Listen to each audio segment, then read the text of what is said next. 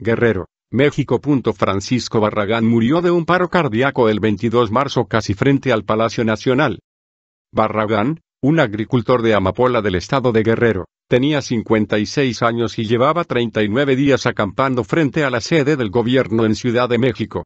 Como él, cientos de campesinos desplazados reclaman desde hace meses una solución que les permita volver a sus tierras, asoladas por la violencia. Sabemos todos que vamos a morir, pero no desplazados. Los compañeros muertos perdieron el apetito, el sueño, les afectó el clima y la tristeza, dice Crescencio Pacheco, un agricultor de Amapola que lidera a las familias desplazadas. Me duele pensar que seguimos en las mismas, agrega. Hace casi 300 días que no pisa su pueblo. Pacheco Chencho, para sus amigos, pertenece a una tercera generación de cultivadores de amapola en la Sierra Madre del Sur. Se sabe de memoria los ciclos de la flor, desde la semilla hasta la goma de opio, la ha sembrado, regado, cosechado y vendido. Pacheco también sabe de memoria los nombres de los campesinos que murieron esperando la legalización del cultivo para uso medicinal. A sus 36 años ya fue comisario de su comunidad, coordinador de una policía ciudadana y activista a favor de la legalización en la sierra, una promesa que encierra la ilusión de progreso, la posibilidad de contar con el respaldo del Estado y alternativas para vender sus cosechas. Pero ahora también es un agricultor que se ha quedado sin tierra. En noviembre de 2018, Crescencio Pacheco huyó de su comunidad, junto con su esposa y sus 3 hijos. Su pueblo está en Guerrero, uno de los estados más violentos de México. En 2017, la Secretaría de Gobernación registró allí 2.522 homicidios dolosos y el año pasado en promedio murieron 7,55 personas cada día en circunstancias violentas.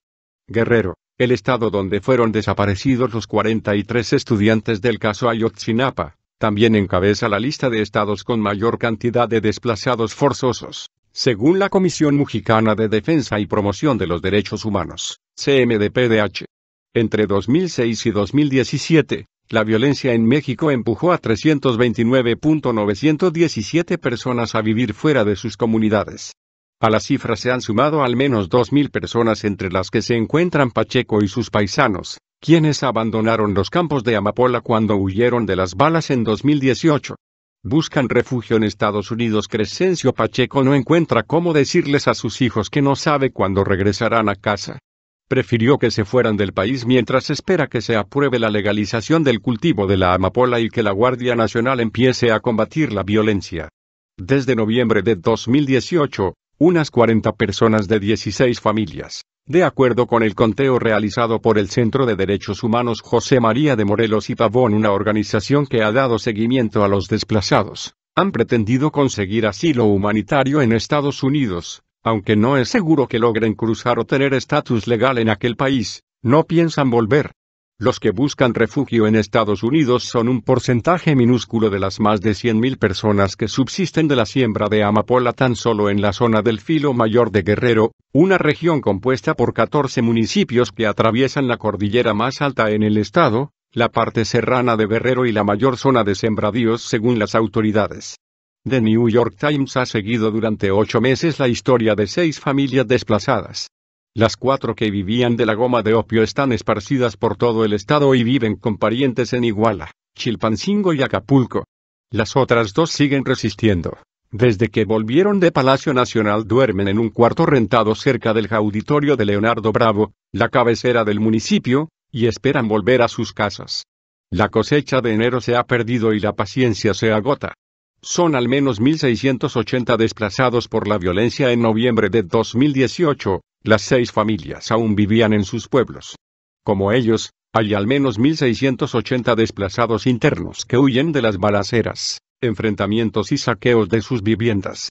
Calculan que en el último medio año han ocurrido 40 enfrentamientos en 2 municipios de la zona del Filo Mayor. La propuesta ante el Senado de legalizar la planta llega tarde para estos campesinos. Antes que el proyecto de legalización, llegó la guerra por el territorio. 2 grupos de policías comunitarias, que según el gobierno de Guerrero tienen vínculos con el crimen organizado, tomaron desde el 11 de noviembre la zona. Solo ese día hubo 7 muertos. Hay una pugna entre ellos, explicaba a inicios de marzo Roberto Álvarez Heredia, vocero del Grupo de Coordinación Guerrero, GCG, un operativo conjunto entre las policías federal y estatal, el ejército y la marina. Ellos son más de 3.000 policías comunitarios que operan al margen de la ley de seguridad pública y otra veintena de grupos, además de los 2 de la sierra. Álvarez dijo que los desplazados son prioridad, pero que no pueden desarmarlos sin crear una catástrofe. Desplazados en Guerrero para llegar a Filo de Caballos, en el municipio de Leonardo Bravo, hay que conducir desde Chilpancingo, Guerrero, durante 3 horas por un camino sinuoso y agreste que huele a tierra mojada y pasto. Hay que detenerse en 3 retenes de militares y policías federales y del estado. Para entender su presencia hay que mirar las construcciones a la orilla de la carretera, casas horadadas por balas y tejabanas de madera que contrastan con edificios de 2 o 3 plantas de puertas reforzadas. Durante algunos minutos lo único que ven los ojos son diferentes tonos verdes, árboles de aguacates, duraznos, oyameles, pinos, encinos. De vez en cuando, flores amarillas, lilas, rojas, blancas. No se ven amapolas desde la carretera. En junio de 2018, cuando todavía no se elegía al nuevo presidente, la gente pensaba que estaba a tiempo de ver legalizada su flor antes de la cosecha de enero. Nosotros vivimos de la amapola aquí y nos organizamos para hacerles frente a los problemas. No nos engañamos, vivimos de esa planta, dijo Crescencio Pacheco el verano pasado, ante la expectativa de legalizarla. Por esos días recorría su comunidad como una serpiente en camino seguro. Hablaba con frecuencia ante los periodistas y les mostraba el paisaje, organizaba demostraciones de los cultivos. Aún tenía su camioneta negra de doble cabina y recibía a los reporteros que cubrían el último enfrentamiento. El modo de vida de sus padres y sus abuelos se había convertido en una causa y una campaña mediática. Cuando el presidente electo y sus nuevos funcionarios expresaron interés en el proyecto de legalización, creyeron que alguien iba a ocuparse de sus problemas. 8 meses después no hay médicos ni enfermeras por la lejanía de la zona y las balaceras. En comunidades más apartadas la gente se muere por picaduras de alacrán. Tampoco hay suficientes maestros. La gente que se quedó había vivido de empleo temporal, en rehabilitación de carreteras, cuando subían programas de reforestación o de guardarrayas para preservar los bosques y vigilar la tala. Los pueblos piden que se declare zona de emergencia a causa de la pobreza, dice Pacheco. Aquí el 85% de la población vive en la pobreza, según censos oficiales. Lo poco que tenían su siembra, sus camionetas, los recuerdos de las fiestas familiares, lo controlan los paramilitares. Son estos supuestos comunitarios que tienen nuestras casas y se han apoderado de nuestras cosechas, explica Pacheco. En México hay 25.000 hectáreas de cultivo de amapola en un informe reciente. El gobierno mexicano y la Oficina de las Naciones Unidas contra la Droga y el Delito, UNODC, estimaron que entre 2015 y 2016 la superficie cultivada de amapola en el país alcanzó 25.200 hectáreas y que el año pasado aumentó en 21%. La expansión de la siembra ha derribado el precio del kilo de goma de opio. De $1.177 que cobraban en 2016 se desplomó a $294 en 2017, aseguran Crescencio Pacheco y otros campesinos. Cultivos de amapola. De acuerdo con el informe mundial de la UNODC, México lleva la delantera entre los países productores de amapola del continente, seguido por Colombia y lejanamente Guatemala. Sin embargo, entre los tres no representan ni la cuarta parte de las 183.000 hectáreas que siembra Afganistán, el principal productor mundial. La caída en el precio de la goma de opio obligó a los cárteles de la zona a diversificar sus tareas. Ahora extorsionan, secuestran, roban autos y territorio. La gente tiene miedo. Yo te voy a ser claro, mientras exista el narcotraficante nunca vamos a estar bien. Se necesitan acuerdos. Hay una pelea encarnizada, asegura Pacheco. Él y otros 380 vecinos formaron una policía. Salimos con mucho miedo, dice de sus patrullajes. La esperanza en la 4T en el gobierno de AMLO. Los desplazados vuelcan las esperanzas de regresar a salvo a su casa a tiempo para salvar alguna de las 3 cosechas del año. La temporada de amapola más abundante se recoge en enero. Los cultivadores siembran desde septiembre y cuidan las flores, a menudo con la ayuda de niños pequeños capaces de entrar y salir de los cultivos sin complicaciones. A partir de este 2019, en la Sierra Guerrerense se vive la peor temporada desde hace medio siglo. Los sembradíos están abandonados. Allá se nos quedó lo que puedas imaginar. Todo, dijo el líder de los desplazados. Hasta ahora, lo único que prospera es la incertidumbre. No sabemos qué esperar.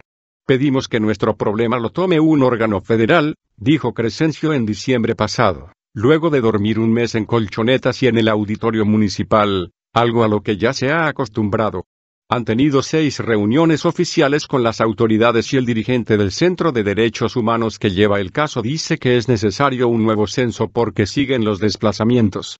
¿Cómo es posible que aquí nos tienen desplazados y los grupos del crimen tienen tomadas nuestras comunidades? Se preguntó Pacheco. Los 86 niños de estas comunidades de la sierra perderán el ciclo escolar, llevan 8 meses sin casa y sus padres tienen el mismo tiempo sin trabajar. En Ciudad de México hacían colectas en la calle para mantenerse.